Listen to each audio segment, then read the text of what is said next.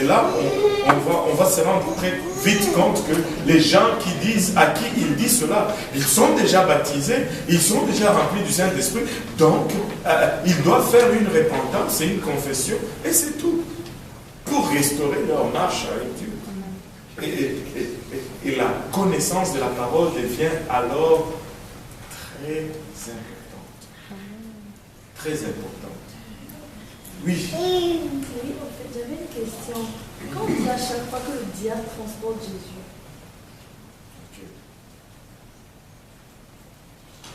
il a certains pouvoirs. Et moi, je crois que dans ces passages, ça se passe littéralement comme c'est dit là. Parce qu'il n'y a aucune autre façon que tu peux expliquer cela et justifier que ça soit... ce n'est pas une allégorie. Jésus est en train d'être tenté. Parce que toute la Bible confirme qu'il a été réellement tenté. Ce n'est pas juste du symbolisme. Mais non, le diable peut transporter Jésus, c'est normal. Jésus, dans sa chair, il était juste comme toi et moi. Il avait faim. Il s'est fatigué. S'il était là à l'âge, je ne sais pas moi, tu allais tirer une balle dans sa tête, sa chair mourrait comme ta chair. Il ne s'est pas fait une chair de Superman, genre. Il a eu la même chair que tu as pour qu'il puisse vaincre le même péché auquel nous faisons face, dans la même chair que nous avons, afin que nous puissions dupliquer cela dans cette chair qui est semblable à celle qu'il avait.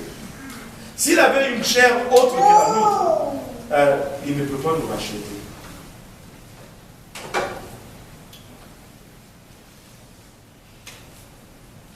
Et le diable a le pouvoir de faire cela. Je vais juste vous raconter une histoire. Quand nous parlons de Dieu, il ne faut pas se leurrer, il ne faut pas minimiser la puissance de l'ennemi.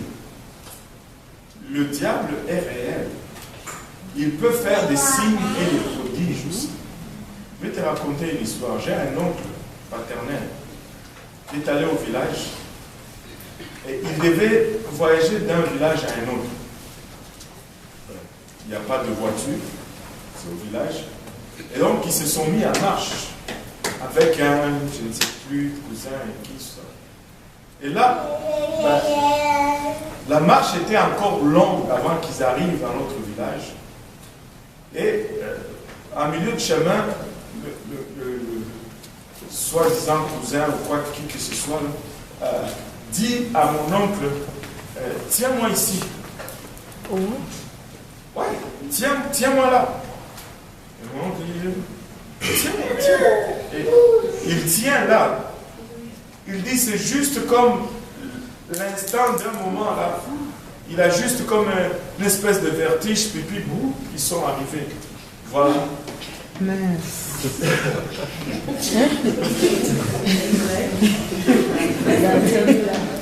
Non, mais c'est vrai.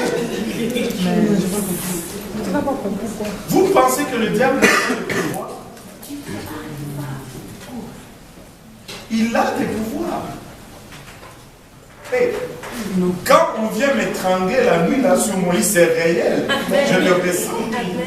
Par où est-ce qu'il rentre?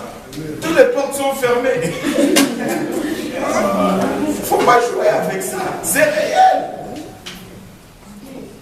C'est réel. Il y a de ces choses horribles qui... C'est réel. Si nous luttons, ce n'est pas parce que de l'autre côté, ils sont toutes faibles. C'est parce qu'il y a une opposition réelle. Allô? Oui. Oh boy, la cour des questions. Allez-y, papa.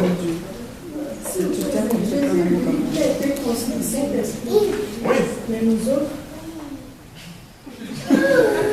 ça ne change rien, parce que si il s'était mis au-dessus de nos faiblesses, comment est-ce que nous pourrions le suivre? Mettons que moi j'ai dit, Moi, je suis là, je prends mon garçon, je l'amène à la salle de gymnastique. Je prends, qu'est-ce que je peux soulever comme poids? Mettons 40 kilos, ok? 40 kilos, je ne sais pas combien je peux soulever. Aïe, aïe, aïe. Je dis 40 kilos, je soulève. Toi aussi, tu peux le soulever parce que tu es comme moi. Tu vas dire, mais non, papa, moi, je ne suis pas encore rendu là où tu es. Amen. Amen. Si Jésus s'était fait une chair supérieure, il n'allait pas être un exemple pour nous. C'est impossible, oubliez cela. Parce que pour qu'il puisse être un exemple pour nous, nous devons avoir aussi cette même chair.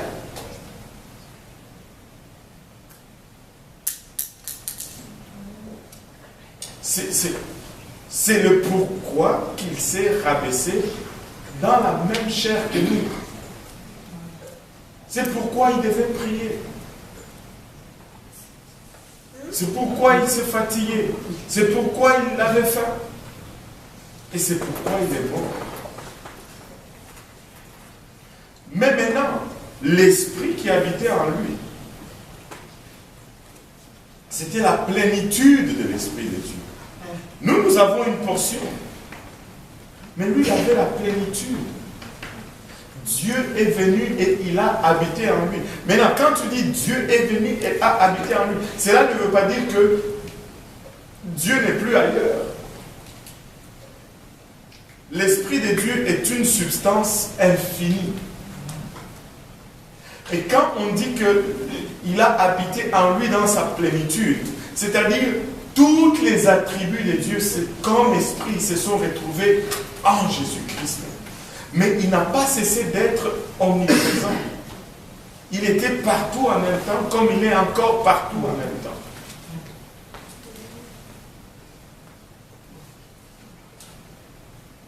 Mais cette chair dans laquelle il a habité, elle est pareille comme la nôtre. Elle mangeait la même nourriture. Et elle avait les mêmes besoins. Elle avait les mêmes luttes. Quand il prie pour se soumettre à sa volonté, et combien nous luttons avec la volonté de Dieu? Il n'allait pas pouvoir nous donner cet exemple. Il priait pour que sa chair se soumette à l'esprit qui était en lui, comme nous aussi, nous devons prier pour que notre chair se soumette au Saint-Esprit qui est en nous. Ceux qui marchent selon l'Esprit sont fils de Dieu.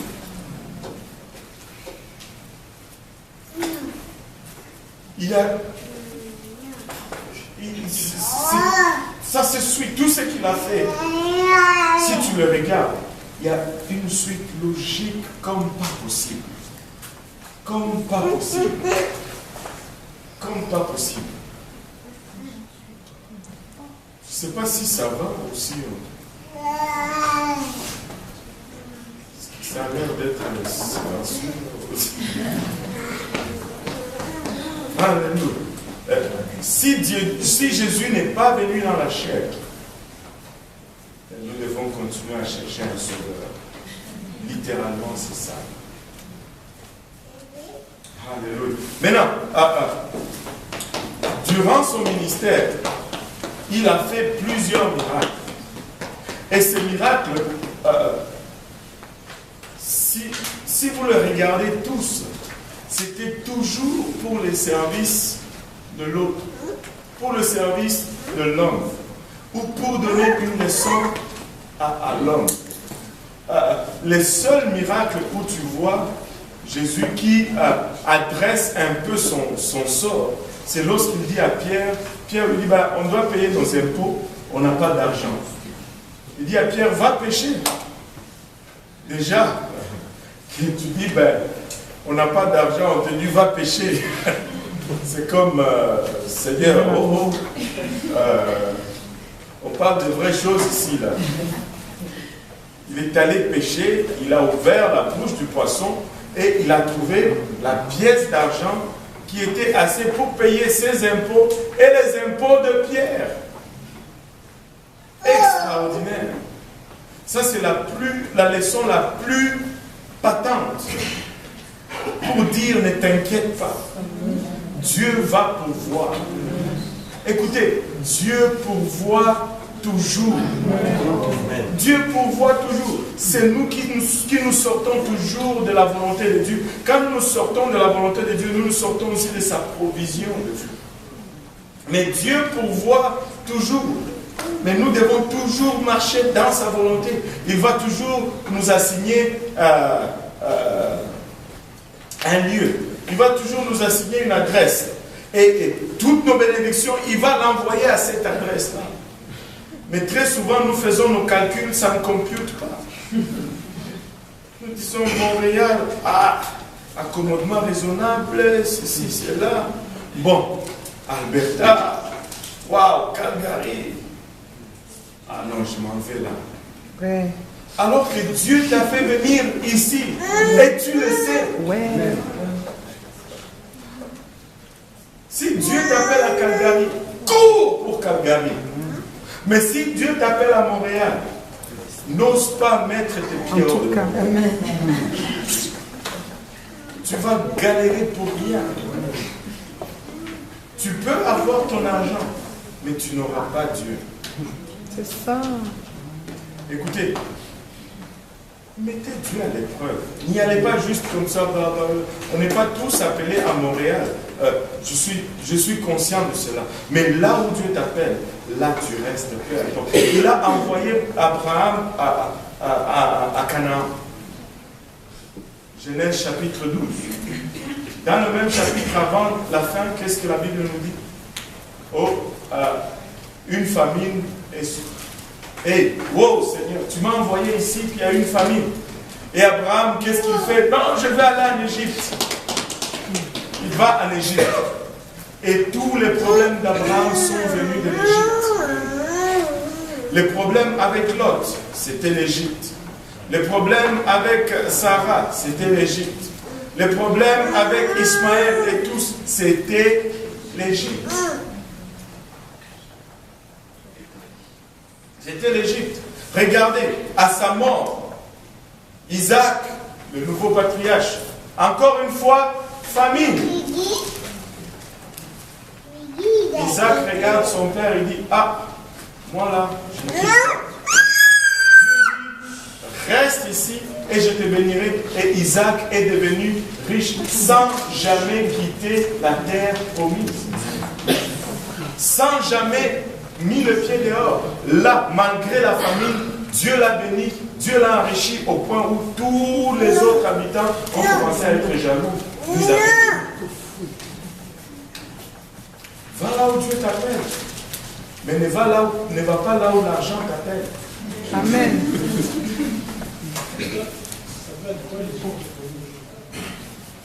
L'Égypte a toujours été le type du monde. Maintenant, quand on regarde le monde, la chose la plus concrète, vraiment, ce sont les paramètres. C'est quoi le standard? Parce que nous voulons toujours nous mesurer selon les standards que le monde a établis.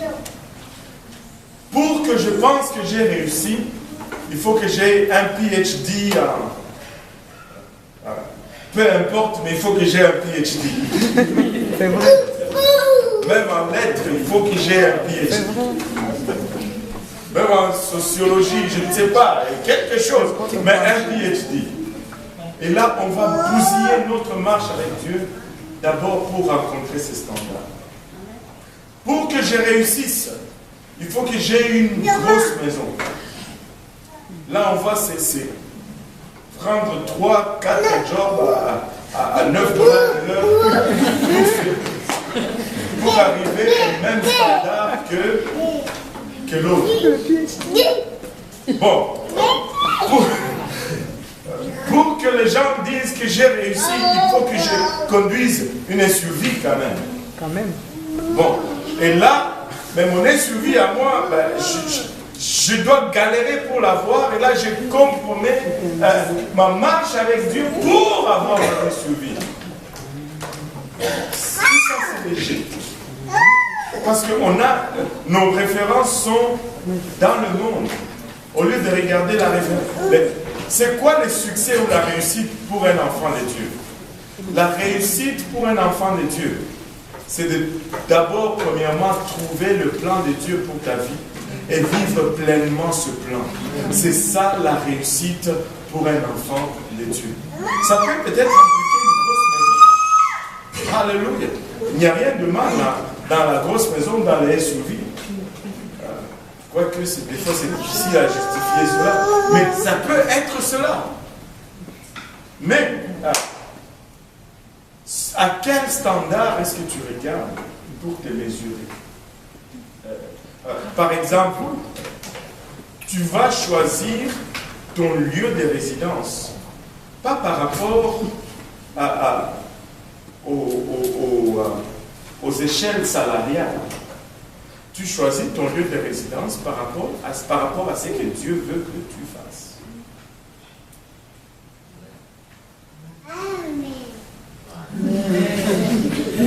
Si Dieu t'appelle à évangéliser dans la ville de Québec, mais tu dis que à Québec c'est difficile de se trouver un emploi, mais Dieu t'a déjà donné un emploi. C'est vrai. Et je ne dis pas que c'est facile. Je veux vous dire, à mon début, c'était aussi très difficile. J'avais un très bon emploi, à Montréal même, là où Dieu m'appelait.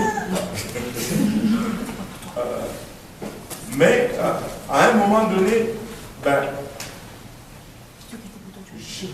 quand je suis venu à Dieu, j'ai commencé à prier, je sentais ce que Dieu voulait faire avec moi. J'ai dit, bon, ok Seigneur, si tu me sors de cet emploi, là je saurai que c'est le temps de me mettre à ton service à temps plein.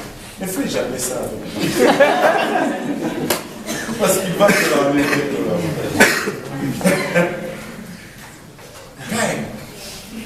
Mon emploi,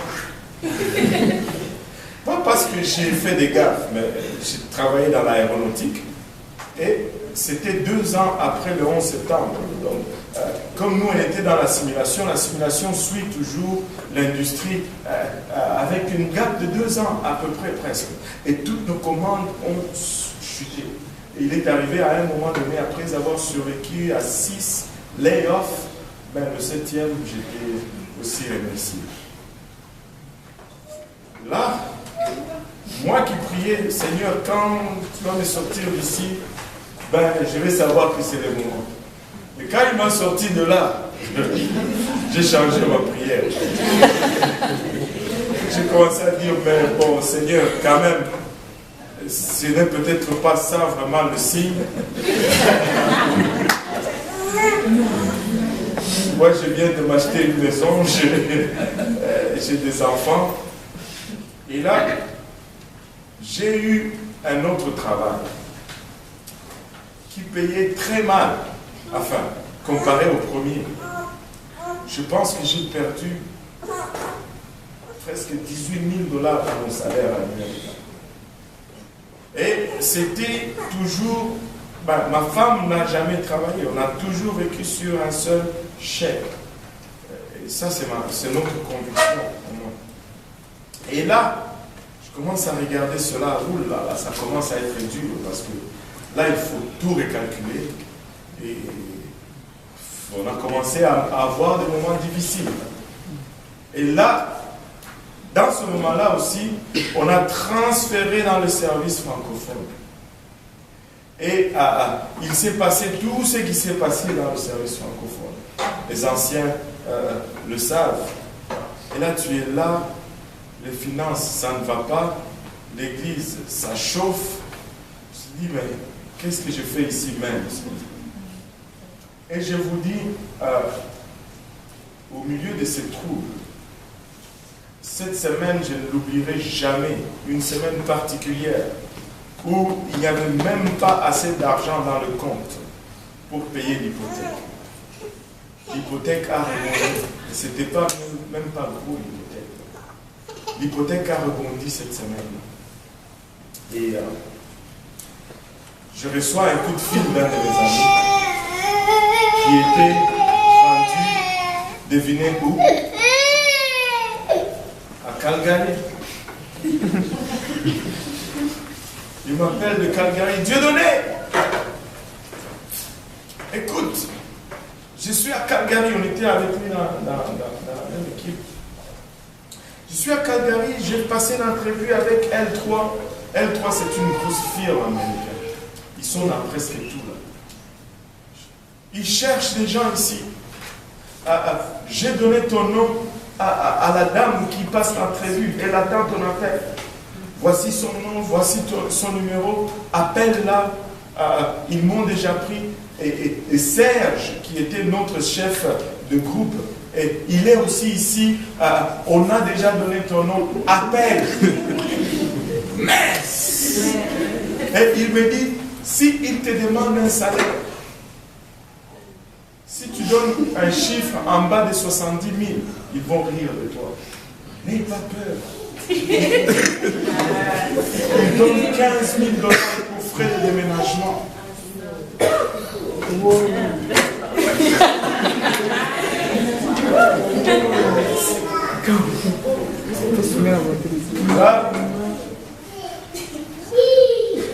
Allô, mamie. Il faut toujours appeler sa femme. Amen. Il faut que ta femme sache tout. Amen. Mamie, regarde ceci. C'est extraordinaire. Ma femme dit, bah, non, oublie ça, papa. Je dis, mais bon, on va au moins prier. Prier pourquoi? Nous savons déjà la volonté de Dieu. Tu vas prier pourquoi? Écoute, si tu sais la volonté de Dieu, tu vas encore prier. Dieu va te donner ta volonté. Balaam. Allô? Allô? Est-ce qu'il y en a qui connaissent l'histoire de Balaam? Allô? Si tu connais la volonté de Dieu, tu vas encore prier. Dieu va te donner ta volonté. Et puis là, tu vas être, oh, non. Parce que Dieu est un gentleman. Si tu argumentes avec lui, il ne va pas argumenter. C'est ça que tu veux? Tiens. Mais après, ça va chauffer. J'ai dit, mamie, prions en moi. Et puis, on va prier pourquoi? On le sait déjà, papa. Oublie. Ah! Je dis, ces femmes aussi qui sont trop spirituelles.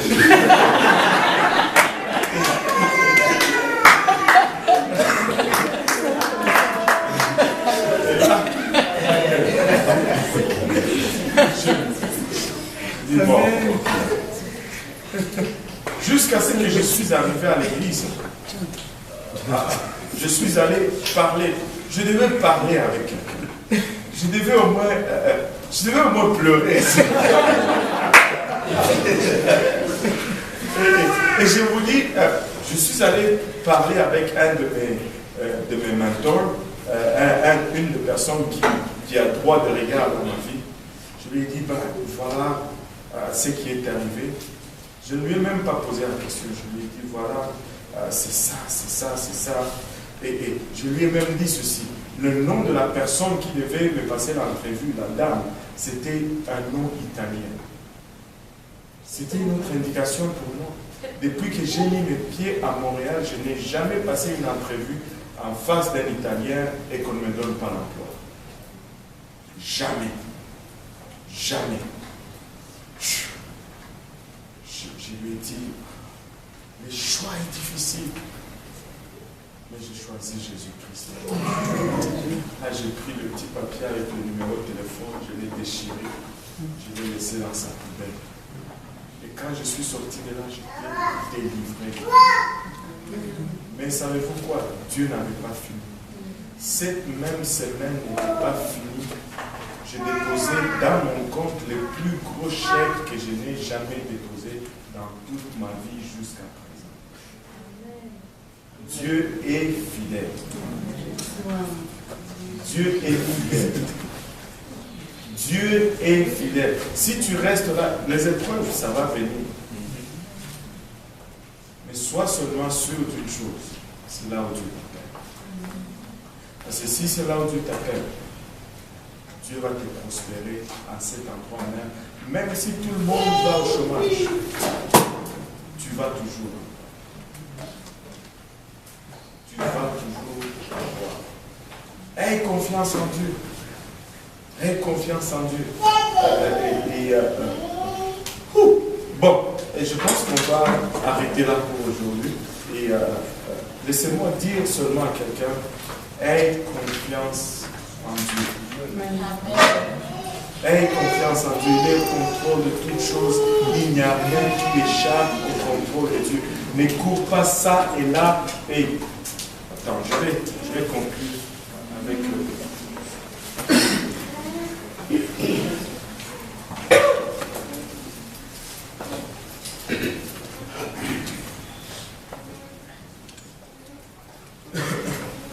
et les épreuves, ils n'arrêtent jamais de venir. Après que tu tues un géant, un autre géant vient. Après que tu tues un autre géant va venir. Mais laisse-moi te dire une chose, reste sur le champ de bataille. Parce que ces guerres, c'est ce qui te préserve dans ta marche avec Dieu. S'il n'y avait plus de géants, probablement tu vas rétrograder. Le seul moment où David est tombé, c'est lorsqu'il a quitté les champs de bataille pour se prélasser un peu à la maison. La pression de la performance financière est grande sur nous tous, surtout venant des origines duquel nous venons. Certains d'entre nous, nous sommes ici comme étant la seule espérance pour toute notre famille qui reste au pays. Et alors, quand tu commences à prendre des choix pour suivre Dieu, ils ne comprennent pas tout à fait ce qui se passe. Ils t'ont envoyé ici pour que tu produises des dollars et que tu aides ceux qui sont encore là-bas. Mais toi, tu viens ici, tu commences à leur balancer Jésus. Et là, ils n'y comprennent plus rien. On a investi en toi. C'est une forte pression. C'est une pression réelle. Mais quand j'ai été confronté à cette pression, le Seigneur m'avait donné Proverbe 23, versets 4 et 5.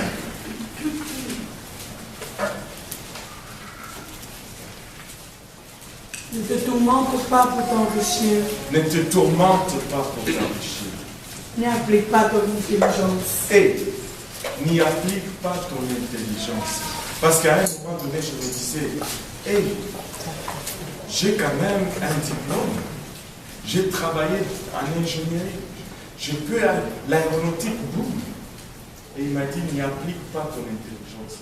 Alors, je ne te dis pas, arrête de travailler dans le domaine que je vais t'appeler. Mais garde toutes choses en perspective. Continue. Veux-tu poursuivre du regard ce qui va disparaître, car la richesse se fait des ailes, et comme l'aigle, elle prend le vol vers les cieux. Wow. Wow. Wow. Ne te tourmente pas pour t'enrichir. N'y applique pas ton intelligence. Est-ce que s'enrichir, c'est mauvais? Non. Quand Dieu nous enrichit, nous devenons riches. Nous n'allons pas refuser. Mais nous n'allons pas forcer cette richesse au point où nous sortons de la volonté de Dieu. Si ma richesse me sort de la volonté de Dieu, ça